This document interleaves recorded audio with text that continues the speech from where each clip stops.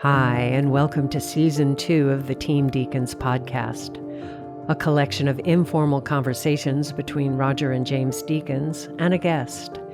We never know where the conversation will take us, so listen in and see where it goes. This episode is sponsored by Aperture, a premier manufacturer of LED lighting with the industry's greatest variety of fixtures for your complete lighting needs. Aperture recently announced the new Storm family of lights. With LED white light quality that matches natural daylight and classic tungsten bulbs, plus extreme low-end dimming while maintaining color quality.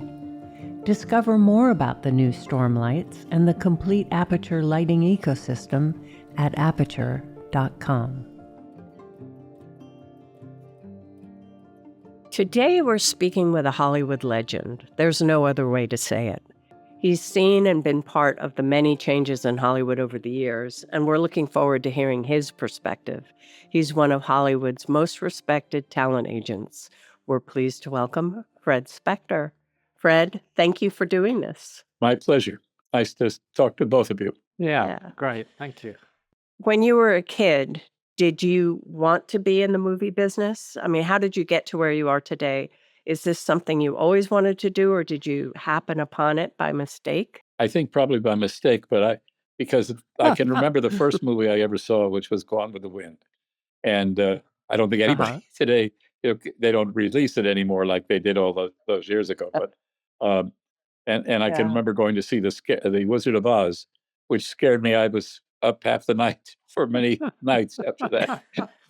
And I was just a young that's the boy. industry for me. So, but it was really sort of by accident. I was driving around after seeing a movie with a girlfriend, and she said to me, "Well, you're out of college. What do you think you're going to do?" I said, "I don't know.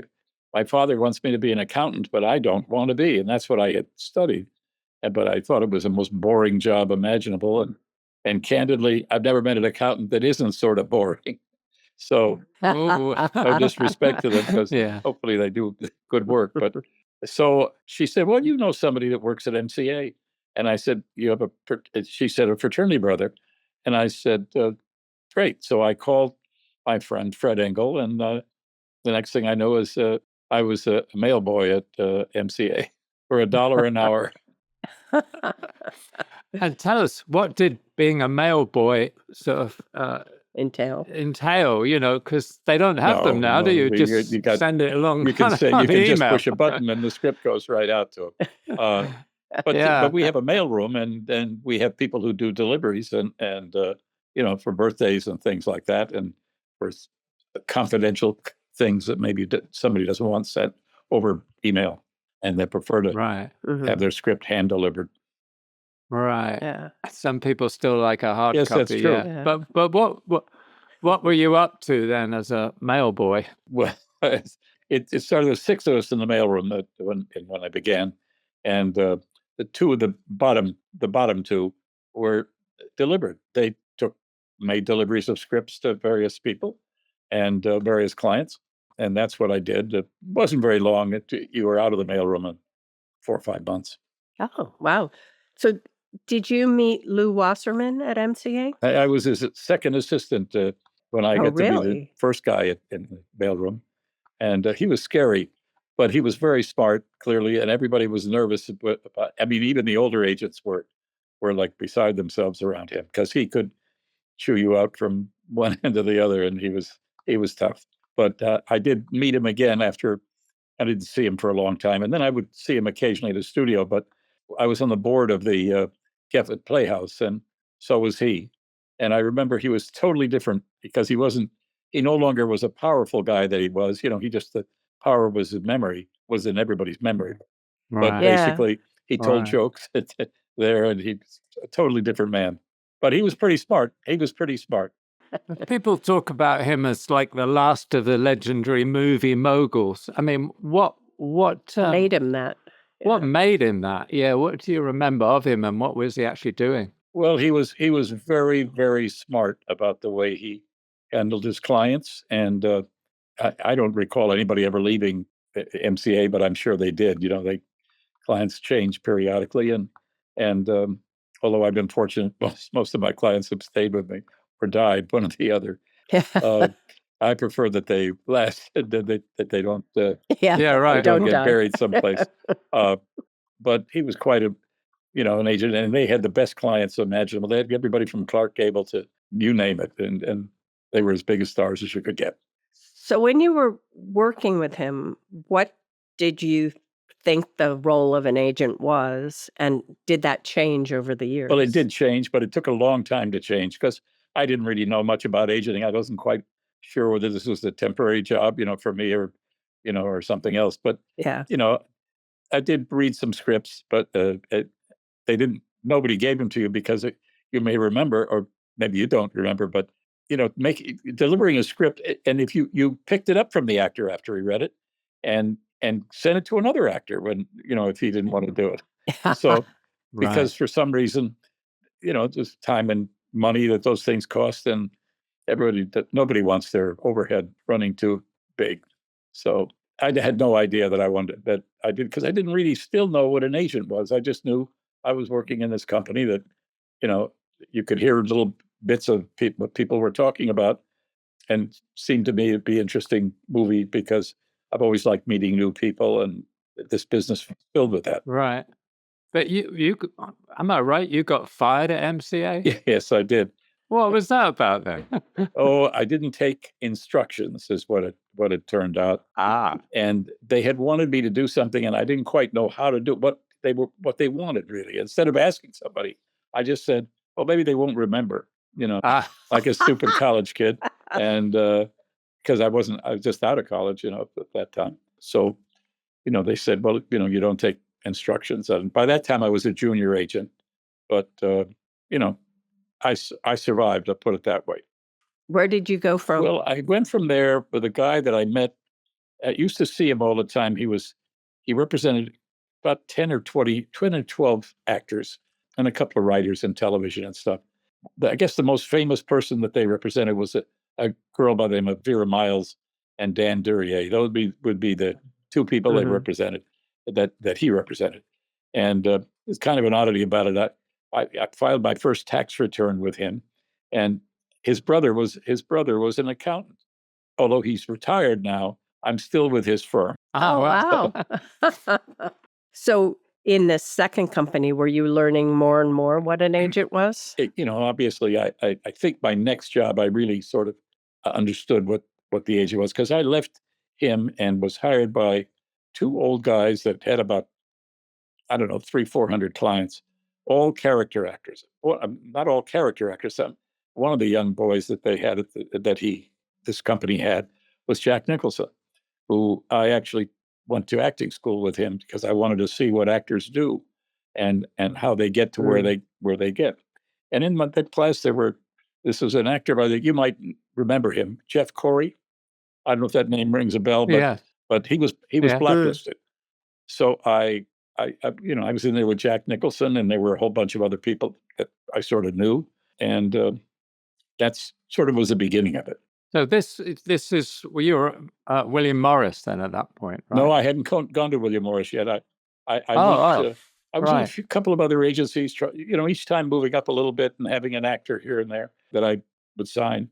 But I went to William Morris because my friend Mike Rosenfeld, who has since passed away, but was one of the founding partners of CAA, and I were pretty good friends. I'd had an automobile accident with him. Somebody hit me from behind, and I ran into his car, and that's how we met. And so, oh, wow. But he was a lovely guy, and he got married at my house, and the second time he was married, and so that's what it was, and it sort of led to my coming to William Morris.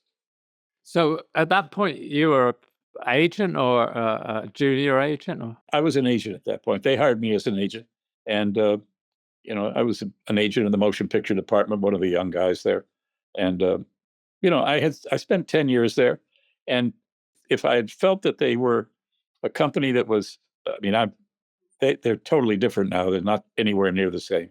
But my friend Mike Rosenfeld was there, and so were all the other guys, the original 5 guys that formed this company, and they were my friends. So one thing led to another, and finally one day I was at a wedding, and I said, I looked around and I was seated at a table. My wife and I were seated there, and they were all guys that didn't work at William Morris anymore.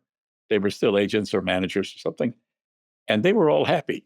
And I looked around and there were a bunch of guys from William Morris, and they didn't smile. They weren't very happy. Wow. So that night when I got home from Wow. the wedding, I called my friend Mike Rosenfeld, who had been at their wedding, and I said, "Look, you just get me out of here, and I want to come to work at CAA."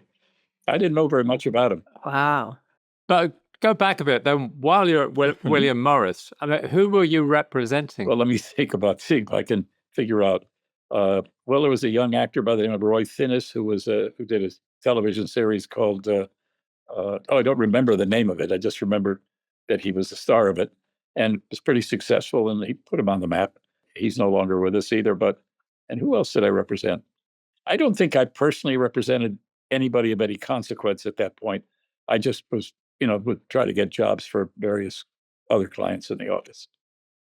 Right. And when you moved to CAA, then how did that change? Well, it worked out fine. I just I remember saying goodbye on a Friday to Rick Nacita, who I actually helped bring over to CAA, and I brought his wife as well. They weren't married at the time, but they thanked me for their marriage, and we're very good friends. We're very good friends today. But by that time, I was representing some, no, actually, I had some directors, and I had they were television directors, and some actors, but they weren't very many, and they weren't. I think I brought 4 or 5 of them over here. They were there, with one exception. Beau Bridges, I've been his agent since the day he was offered Love Story, and I represented him when he did Hal Ashby's first movie. Yeah, he was a wonderful guy, but he was always smoking joints at the time, and having a good time, and he doesn't do that anymore, I don't think. But he's still a client, and I just love him. He's a wonderful guy.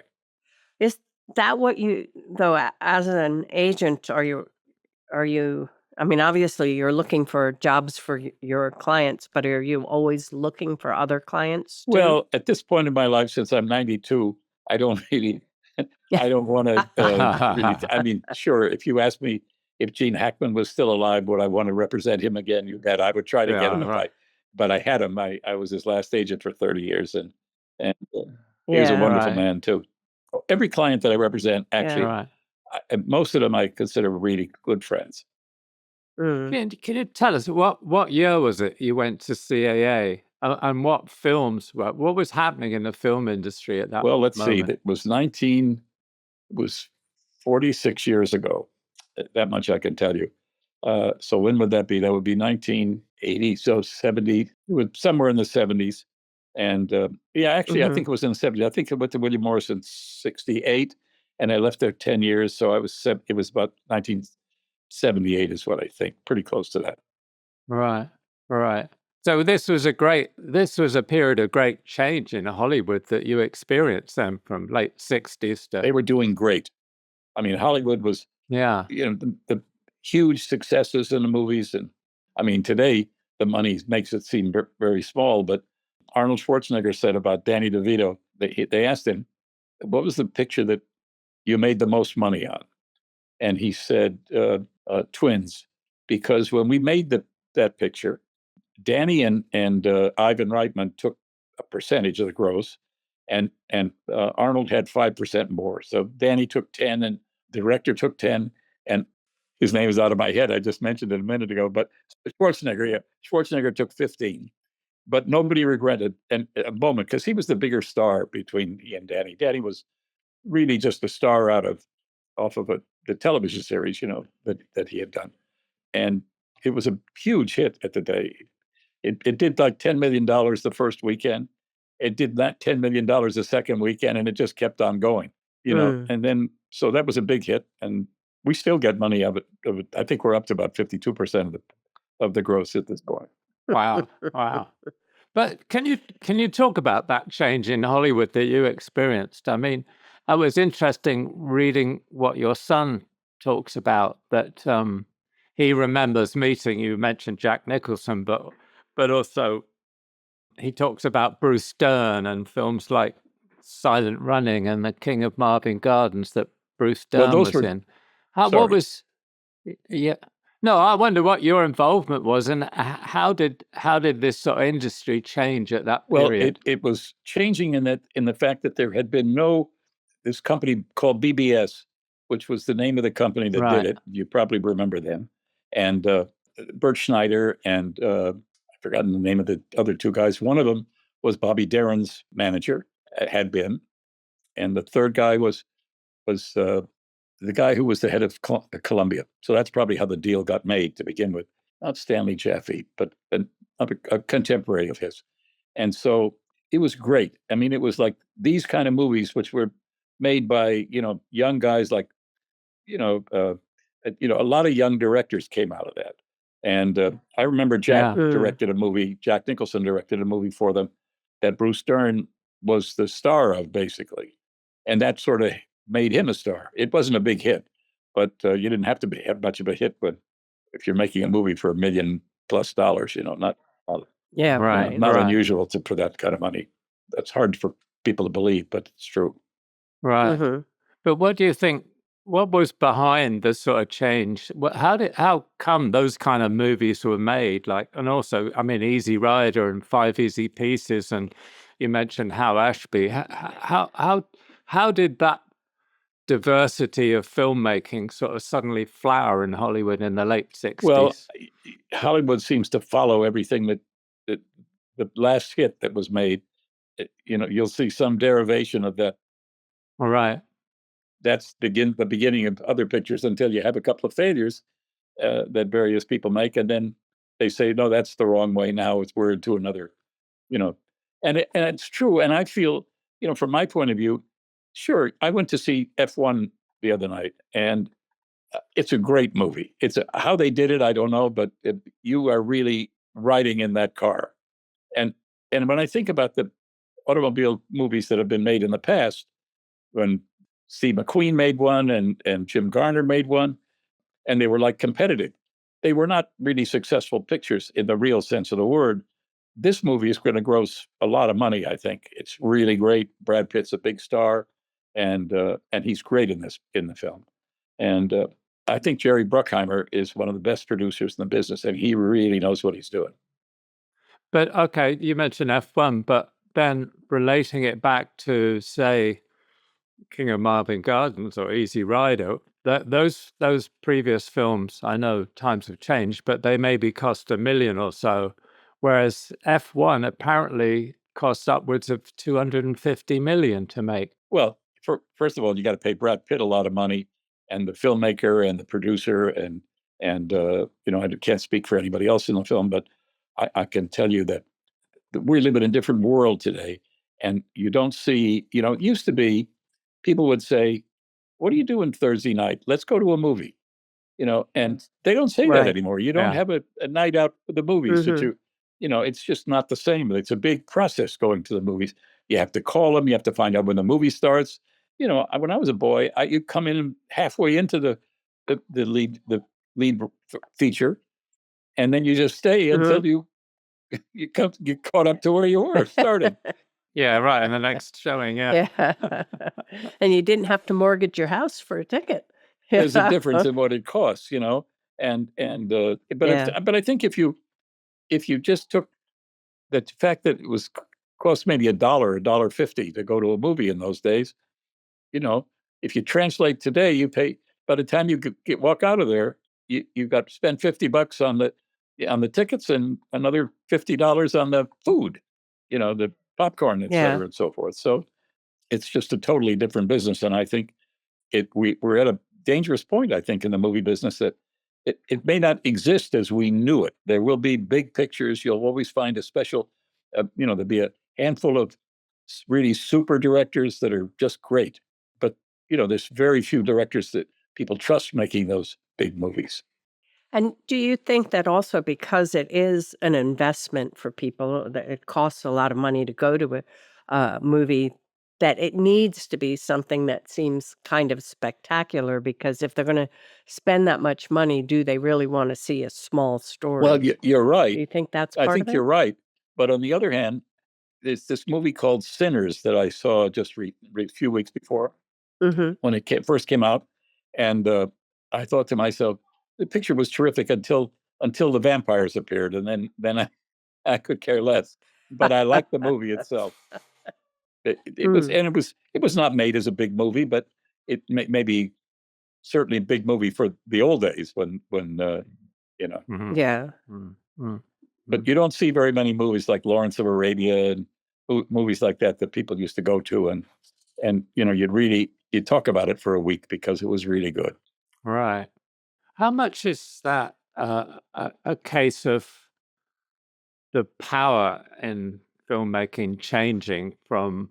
I mean, we talk about Lew Wasserman. Did he construct a sort of situation where the agents and agencies were packaging films rather than like a strong producer? Well, he basically was. He didn't physically make the movie, but how you got it started was he was a producer.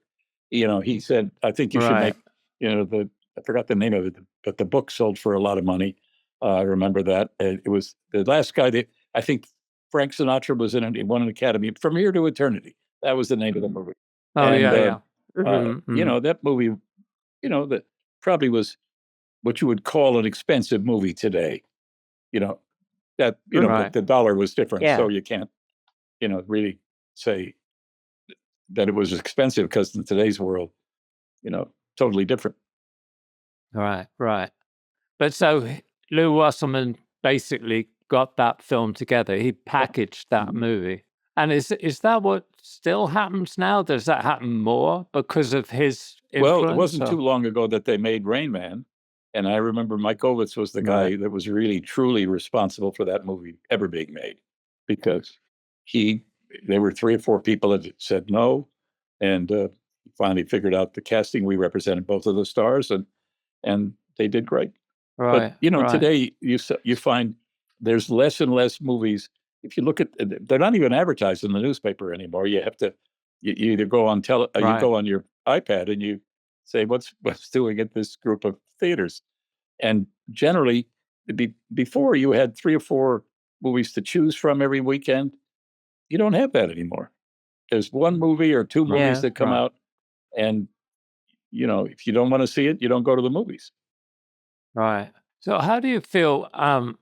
How do you feel a director such as a Hal Ashby would function in this sort of climate today? Well, Hal's career, the irony about Hal's career was that he, I love the way Matthew's last book, I don't know if you read it or not. Yeah. Hal Ashby's part of it. And Hal's first movie was a failure. That was the one with Bo. And he was a wonderful director and a terrific guy, but he was also, he loved weed an awful lot. And so he was stoned a good deal of the time, but he was a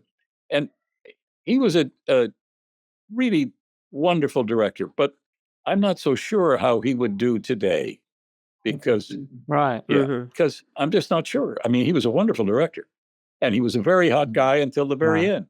Right.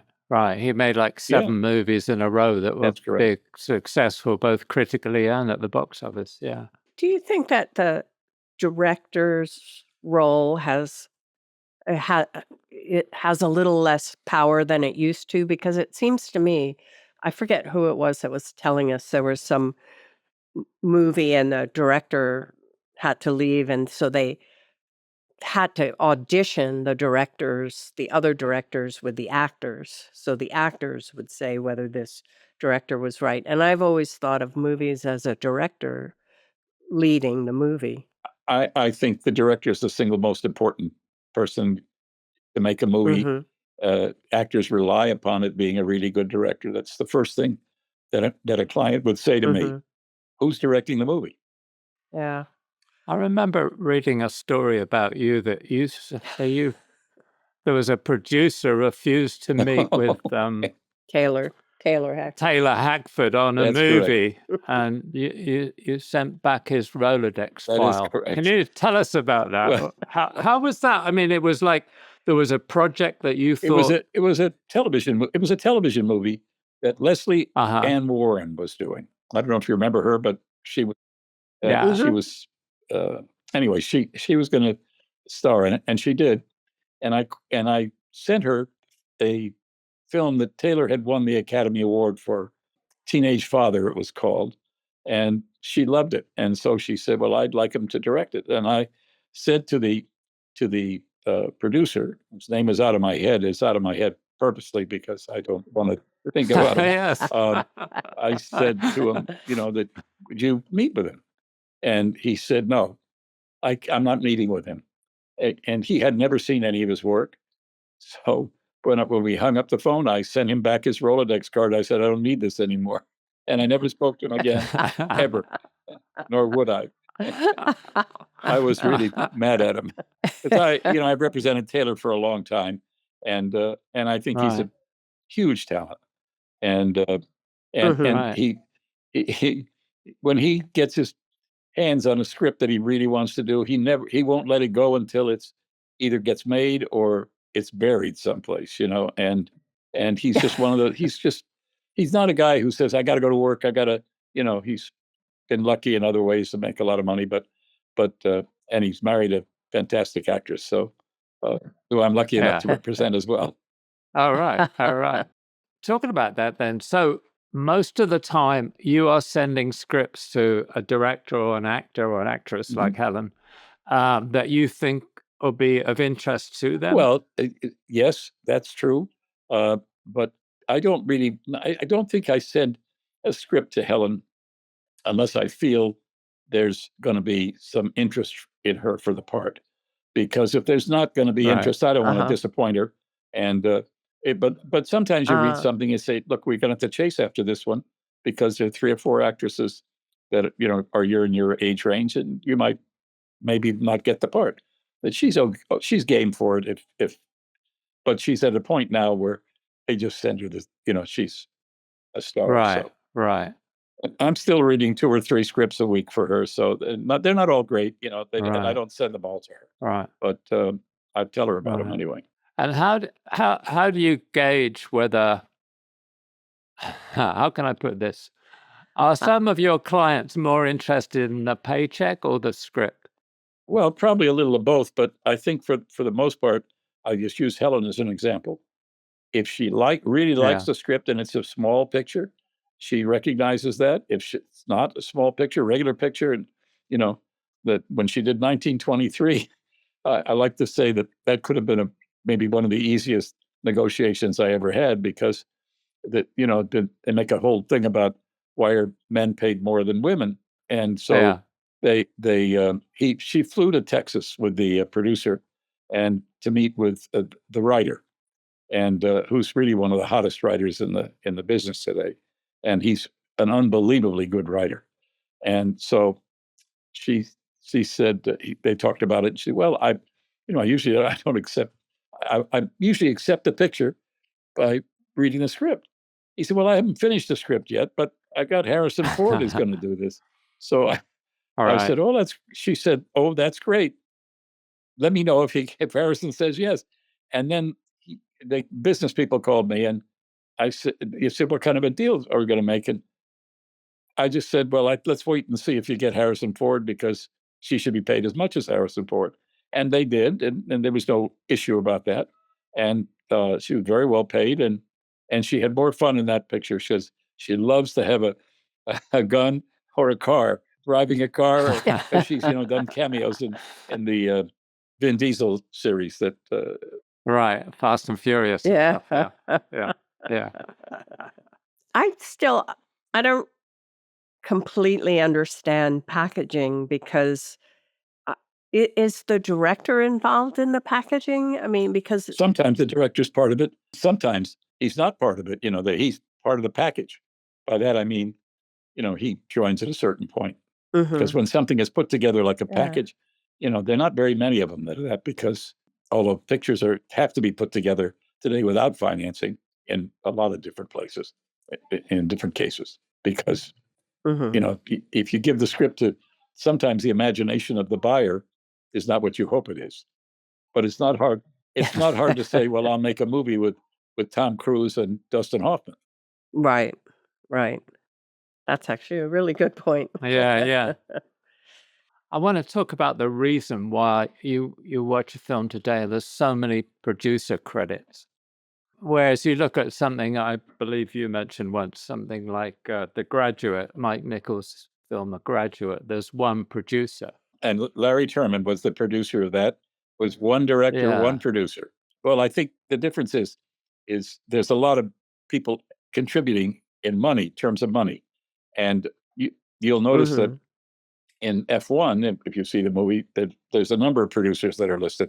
I don't know who did what, except I know Jerry Bruckheimer really was the producer of that movie. Right. No decision was made. Jerry Bruckheimer wasn't run by him. But is he also the creative producer? Well, he's creative. It's his project. Jerry is very creative. Yeah. And most of the producers who are really first try to set up the picture, well, there are a lot of, B+, B- movies, I should say, that get made.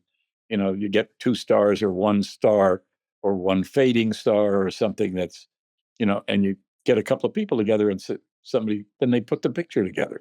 And you could say that was packaged, but it was packaged for people that are, not that smart at making the movie necessarily.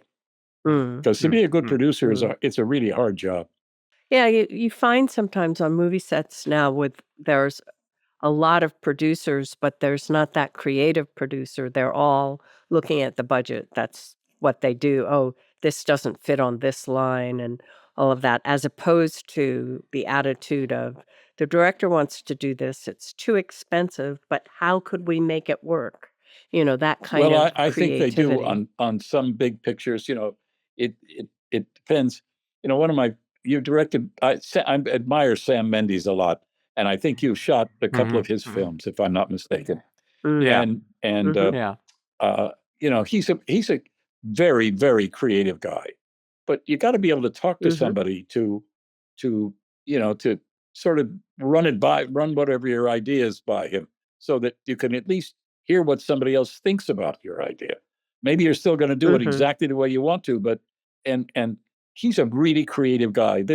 When you've got to get a creative director, he's really the producer director, and all the producer is supposed to do is like manage the money and manage the, say you've got to get this work done today or we're never going to be able to get it again. So I think it just depends on who the person is. I know a lot of guys who are really good producers, not a lot, but enough. But if they're not, they're just people trying to put something together. Jerry Bruckheimer, you look at his films, just to use him as an example, they're all made based on his idea. I mean, it may not be his idea. Somebody may have given him the idea. But if he thought the idea was great, his creative taste will take it through.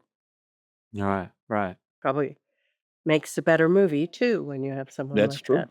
How do you think the world's changing now with streaming? You mentioned 1923, which is great, I thought. Taylor Sheridan's series, but is that now taking the place of what we were talking about, the movies of the 60s and 70s? I think so.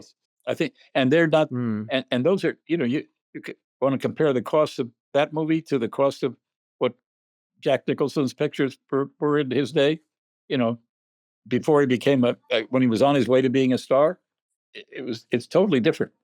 It's just everything is different. I mean, it used to cost, when I saw Gone with the Wind, it must have cost a dime for me to see it, Now we don't even make dimes anymore, I don't think. Yeah. Can you tell us who you've represented and what films and what actors that have been successful you're most proud of? I don't think you represented Jack Nicholson. No, did you? Never did. But I did actually as a young agent. He was an agent of he was a client of the agency, and I actually we were in the same acting class together during that time, and I knew Jack pretty well when he was younger, because I was also representing Bruce Stern. And Bruce was an old friend of his as well, although Bruce probably spent a good part of his time saying, well, how did Jack get that part and I didn't get it, Well, how did that happen? I mean, Bruce Stern is a really great actor. I mean, so is Jack Nicholson, but how come one and not the other? I think because Jack got lucky with a couple of movies, and Bruce never really got that lucky with a couple of movies. and we went through a number of them that I thought, he could have been great at. But I represented Gene Hackman I was his last agent. I represented him for probably 25 or 30 years, and he was extraordinary. And one time I said to him, I don't know if there's enough for you to do here. And he said, no, I have enough. There's enough in the film to do, and for me. And it was a picture with Kevin Costner that he really was good in it. He did, he was the beginning of the movie, and then he dies. But God, he was just a fantastic actor, just fantastic, and a lovely guy. Where did you start with him? What films did you? First film I made with him was directed by. We shot it in Hawaii. I know that it was a war movie, as I remember it, but I don't remember the title of it. But I do remember. I do remember when Clint Eastwood offered him Unforgiven, that he said said to me, "My kids don't want me to do this because it's too violent." So I said, "Okay," but I didn't call Clint back for about a week, and I said, he might change his mind, and I hadn't heard from him, so I called Clint, and Clint said, I told Clint, I said, look, he thinks his kids thinks it's too violent, and he's done a lot of movies where there's been too much violence in it. But here's his phone number if you want to call him, and don't tell him you got it from me. And so he did, and 15 minutes later my phone rang, and it was Gene. I have to do this movie, and I was right, and he was right, because there was a lot of violence in it, but he was really great in it. Yeah, it's a great movie. Was he proud of it? Yeah, in the end he was. And I won $100 from him at the Academy Awards, because I was sitting next to him, and I said, $100, you're going to win this award. He said, I'm not going to win. I said, I'm going to bet you $100, and you better have my money for me when you come back to sit down. And he came back with a $100 bill in his pocket. Oh, well. That's great. Yeah. Well, is part of your job then also kind of advising? Yeah, I think so. Now, there are some agents that will sort of walk a very fine line without saying what they like. But I'm not afraid of saying people I represent at this point, I've been around a long time, and they've been around a long time, and I can talk to them. So that's not an issue. All right. And what do you think the future of movies are going to be? Well, I question that a great deal. I hope it's around as long as I'm around, but there are always going to be movies, but it's not the same as when you said, what are we doing Thursday night? Or it looks good. You used to open the newspaper. They were all ads in there, big ads, small ads. And, but they would take up 4 or 5 pages in the LA Times. So, and the same thing in the New York Times. And totally different now. You don't see any advertisement, or unlikely that you'll see very much. On occasion, you'll see an ad for movies. Well, it's the same if you drive down Sunset Boulevard. There's very few ads for movies anymore. But it used to be like, it used to be amazing. You see these one after another different movies being advertised on huge billboards. And it's kind of sad, because sometimes there are movies that come out that are actually kind of interesting, but they're not one of the big blockbusters, and maybe they go straight to streaming, but you don't know about them. So if you pull up on Netflix, you don't know what you're looking for, and it's not right in front of you. That's, I think, true. I don't know how long it's going to be before we're going through a phase. We've been through a lot of phases since I've been in the business, and I'm sure there's many more to go. But you just look at the theaters; they're smaller, but the acoustics in it are much better. Everything about it is better.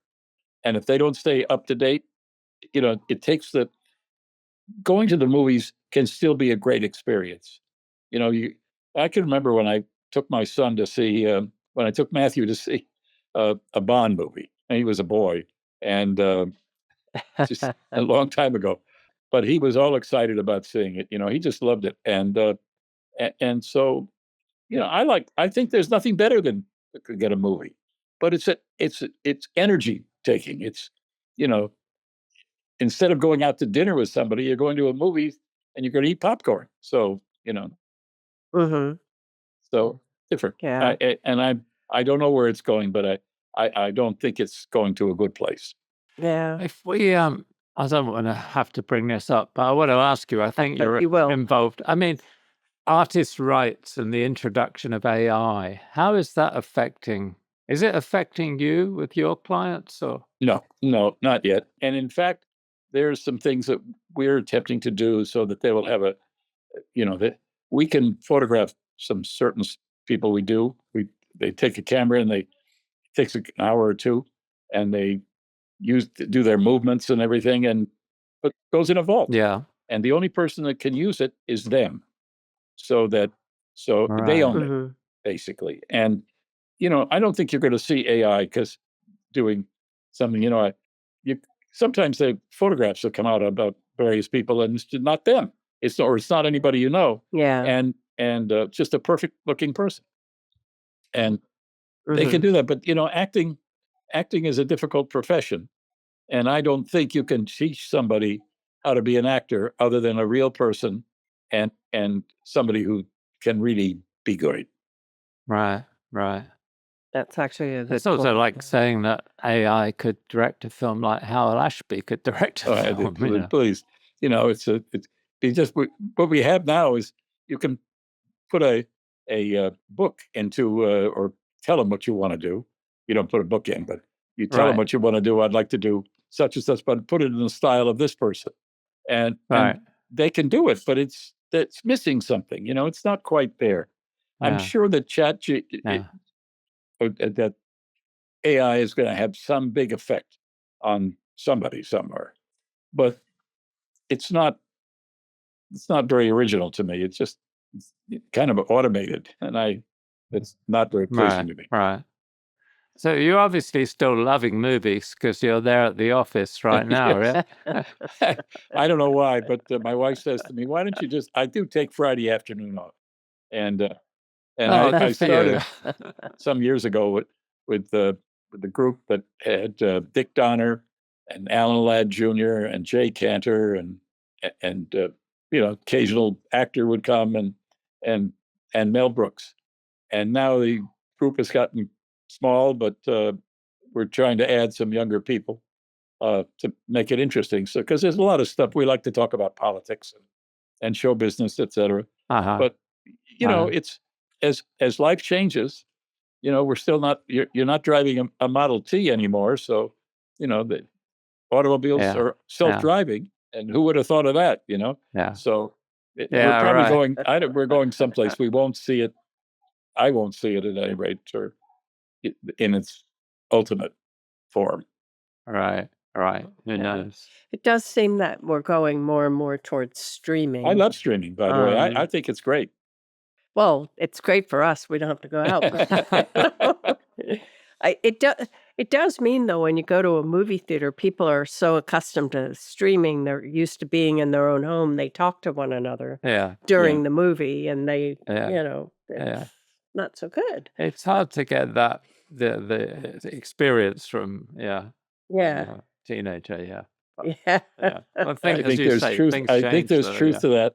But the motion picture business always, it's not just the movie business, but look at sports today, how different it is than what it was.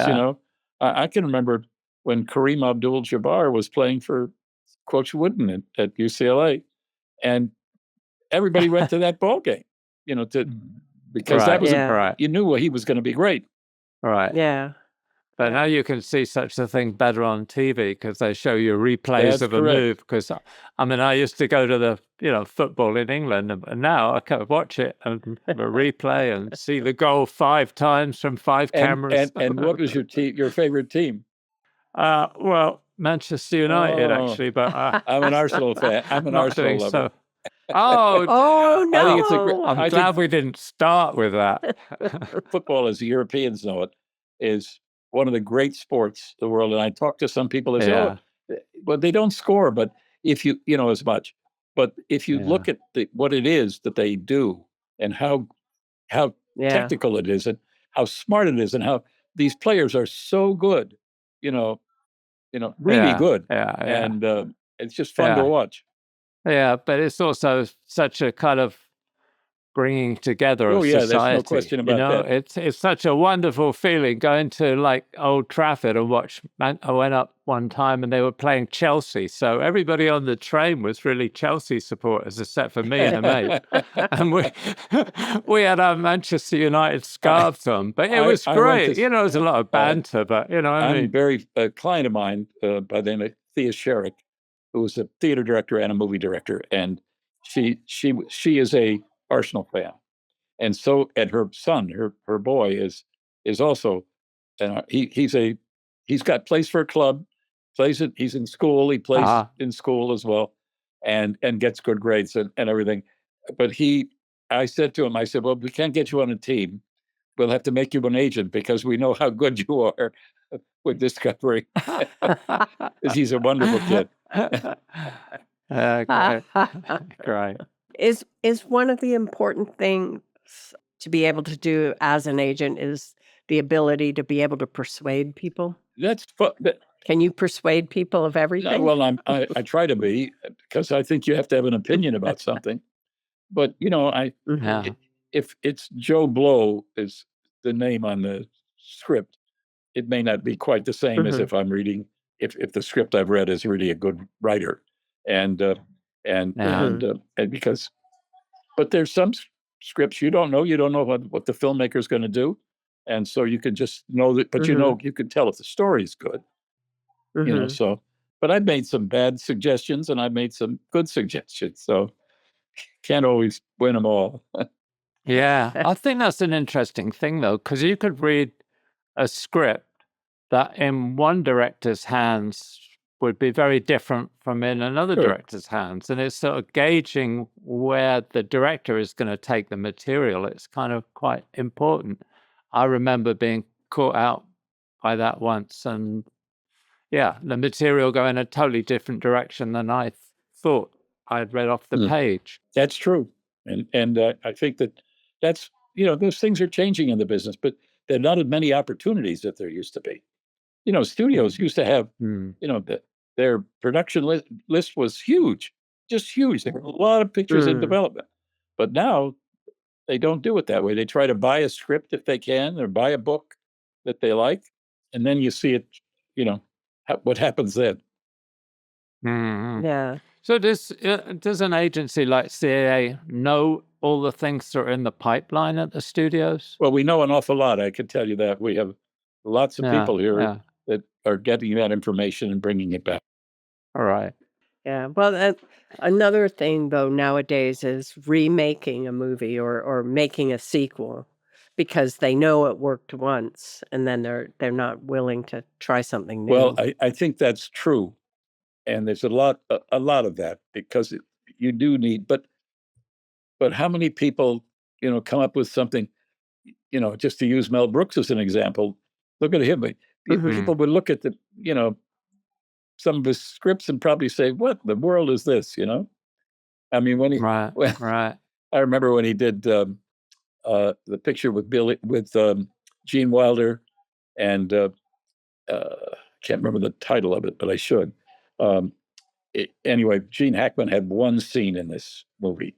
Young Frankenstein. Young Frankenstein, that's it.